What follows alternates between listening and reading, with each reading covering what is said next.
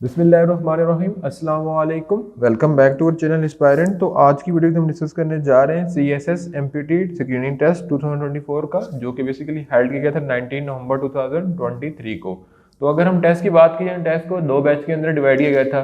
तो बैच 1 जो morning student के लिए था एंड बैच 2 इवनिंग स्टूडेंट के लिए था। ठीक है, तो अगर हम टेस्ट की बात करें तो टेस्ट के अंदर 200 हमारे पास MCQs आए थे, जिसके अंदर हम प्रीवियस पार्ट के अंदर मॉर्निंग बैच के तकरीबन 80 to 85 MCQs को पहले भी कवर कर चुके हैं, लेकिन वो सीक्वेंस में नहीं थे। तो आज की वीडियो में हम कोशिश करेंगे कि जो मॉर्निंग के जितने MCQs थे उनको एक सीक्वेंस के अंदर कवर कर सके। तो स्टार्ट करते हैं। तो 200 MCQs में हम कोशिश करेंगे कि हम इनको दो पार्ट के अंदर कंप्लीटली कवर कर सके। तो MCQ नंबर 1 से लेकर 10 तक तो जो सीक्वेंस में हमने जो है प्रीवियस टू पार्ट में अपलोड किया हुआ था, तो 17 से ऑनवर्ड हमको डिस्कस करने जा रहे हैं।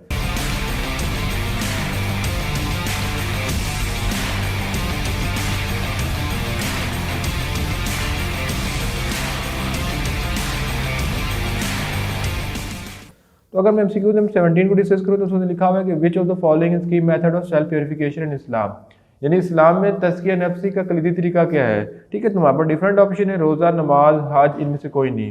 तो इसका जो राइट ऑप्शन है हमारे पास ऑप्शन नंबर बी, नमाज। उसके बाद फर्दर मूव करते हैं कि व्हाट रोल डज मजरबा play in Islamic economic system, यानी जो इस्लामी माशी निज़ाम में मजरबा का क्या किरदार है। ठीक है, तो जो इसका राइट ऑप्शन है वो ऑप्शन नंबर ए, ये सरमायाकारों और कारोबारों के दरमियान मुनाफे की तकसीम को फरोग देता है। ठीक है, उसके बाद हम नेक्स्ट MCQ पर मूव करते हैं, जिसके अंदर लिखा हुआ है कि हु नेम हैज शेखुल अंबिया, यानी शेखुल अंबिया किसको कहा जाता है। तो शेखुल अंबिया कहा जाता है हजरत नूह अलैहिस्सलाम को। ठीक है, उसके बाद फर्दर मूव करते हैं तो लिखा हुआ है कि Musa bin Nusair conquered part of dash, Africa, Asia, Europe या ऑस्ट्रेलिया। तो मूसा बिन नसीर ने बेसिकली अफ्रीका को फतह किया था। ठीक है, उसके बाद अगर नीचे देखा जाए तो हमारे पास एक पैसेज गिवन है, जिसको हमने रीड करके जो नीचे हमारे पास क्वेश्चन गिवन है उनका आंसर देना है। तो जो हमारे पास फर्स्ट पैसेज गिवन है उसको लिखा हुआ है कि the first drama in Urdu was written by dash, यानी जो उर्दू का पहला ड्रामा था वो किसने लिखा था।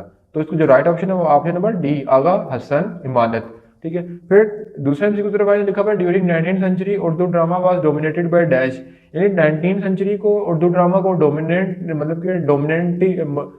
अगर हम 19 नंबर MCQ की तरफ सॉरी 22 MCQ की तरफ लिखा हुआ है कि during 19th century Urdu drama was dominated by dash, यानी 19th सेंचुरी की आखिर में उर्दू ड्रामा को डोमिनेट किस वजह से हुआ था, किस कल्चरल की वजह से हुआ था, किस फेस्टिवल की वजह से हुआ था।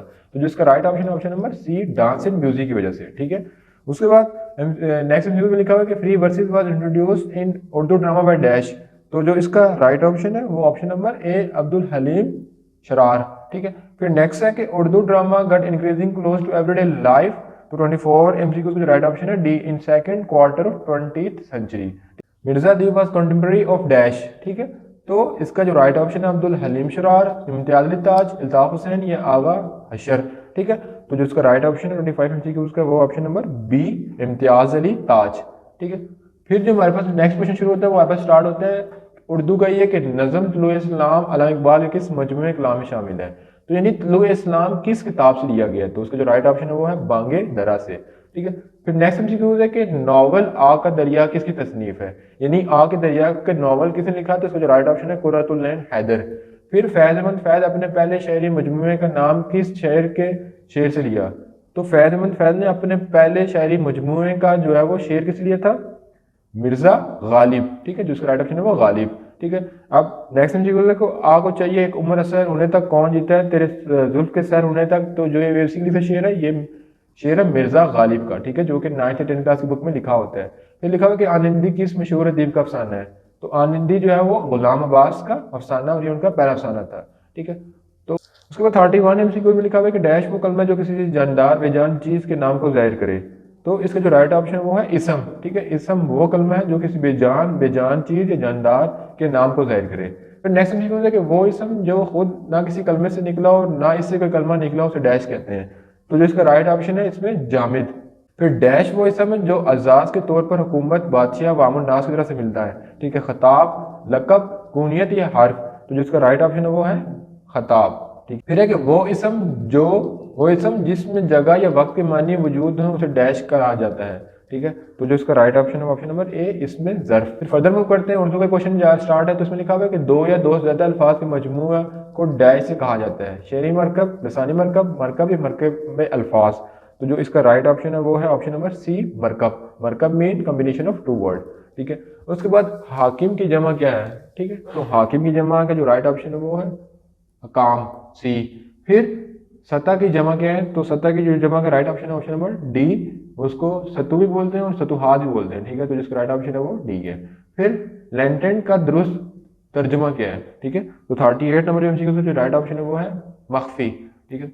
फिर 39 में लिखा हो तो बेसिकली जो है वो सिनोनिम भी आया था कि प्री पोस्टेरियस का दुरुस्त तर्जुमा क्या है, तो जिसका राइट ऑप्शन 39 एमसीक्यू का वो है अक्लमंद को बोला जाता है, सॉरी अक्ल के खिलाफ उसको बोला जाता है प्री पोस्टेरियस, ठीक है।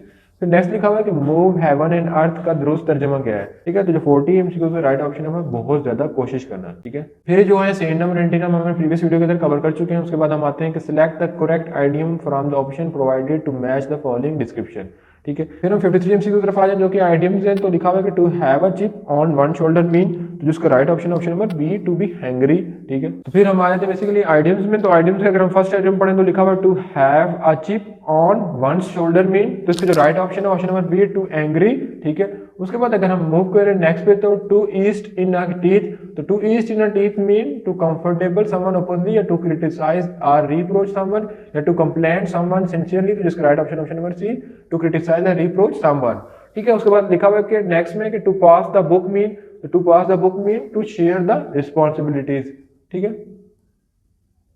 उसके बाद लिखा है कि what does the idioms to ride roughshod over mean, तो जो 56 एमसीक्यू का राइट ऑप्शन है वो ऑप्शन नंबर सी कि टू डोमिनेट और treat someone harshly without concentration, ठीक है। उसके बाद लिखा हुआ है कि to read the road set, sorry to read the riot act mean, तो जो इसका राइट ऑप्शन है 57 एमसीक्यू का option number C to deliver stem warning और रिप्रेमेंड।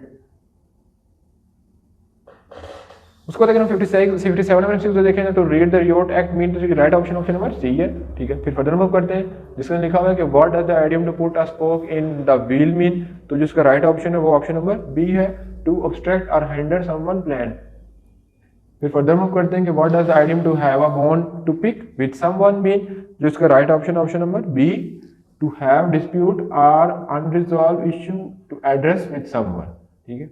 उसके बाद फर्दर मूव करते हैं fill in the blanks, preposition के स्पेलिंग में फिल इन द ब्लैंक्स को फिल करना है। उसके बाद हम 60 एमसीक्यू की बात करें तो 60 ऑप्शन 60 एमसीक्यू में जो पहला, उसके बाद हम फर्दर मूव करते हैं तो 60 एमसीक्यू जो राइट ऑप्शन बनता है वो बनता है बाय एंड ऑन टू, ठीक है। उसके बाद अगर हम नेक्स्ट मूव करें 61 का जो राइट ऑप्शन बनता है वो आता है बीनेथ एंड विद इन, ठीक है। इसी तरह अगर हम नेक्स्ट प्रेपोजिशन की बात करें 62 की तो उसमें आता है विद इन थ्रो। फिर नेक्स्ट की बात करें तो उसके अंदर भी आता है हमारे पास with in and to word. फिर हम 64 की बात करें तो 64 में भी आता है हमारे पास अपॉन एंड बीनेथ। फिर 65 की बात करें तो उसमें भी क्या आता है with in into A option. फिर 66 में भी ए ऑप्शन आता है, ठीक है।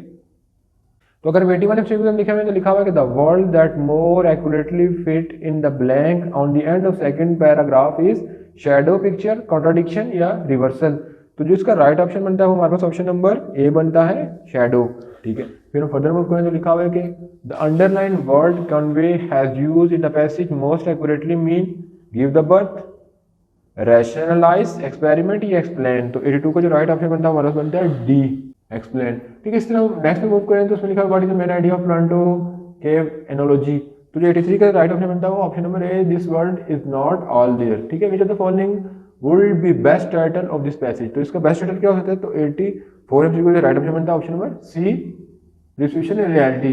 फिर हम 85 एमसीक्यू की तरफ देखा जाए तो उसमें लिखा हुआ है the underline word temporal has used in the passage most nearly mean, जो 85 नंबर एमसीक्यू का राइट ऑप्शन होगा टेम्पररी, ठीक है। फिर हम फर्दर मूव करते हैं कि अगर हम मूव करें नेक्स्ट पैराग्राफ के अंदर हमारे पास एक कंप्रिहेंसिव पैराग्राफ गिवन है जिसकी मदद से हमने नीचे, तो उसके बाद अगर हम नेक्स्ट एमसीक्यू में मूव करें तो उसके अंदर भी हमारे पास एक पैसेज गिवन है और पैसेज के हमने ऊपर क्वेश्चन से आंसर ढूंढ के लिखने हैं, ठीक है। तो 86 में इनमें जस्ट आपको एमसीक्यू का राइट ऑप्शन बता दूंगा, ठीक है, क्योंकि आपके सामने पेपर खुला हुआ तो आप इसको रीड कर सकते हैं। तो अगर हम 86 एमसीक्यू की बात करें तो राइट ऑप्शन बनता है C has long life of customer, ठीक है। और उसके बाद 87 की बात करें द पैसेज सजेस्ट, तो इसका जो राइट ऑप्शन है 87 का वो हमारे पास आता है डी। फिर 88 के हमारे पास क्या आ रहा है, वो भी आ रहा है हमारे पास डी। फिर 89 की बात करें वो क्या आ रहा है ए, 90 की बात करें तो वो आ रहा है बी। उसके बाद आज की इस वीडियो के अंदर हमने 90 एमसीक्यू कवर किया, तो इंशाल्लाह नेक्स्ट वीडियो के अंदर हम जो बाकी रिमेनिंग एमसीक्यू को डील करेंगे, तो मिलेंगे नेक्स्ट पार्ट में, जब तक अल्लाह के पास।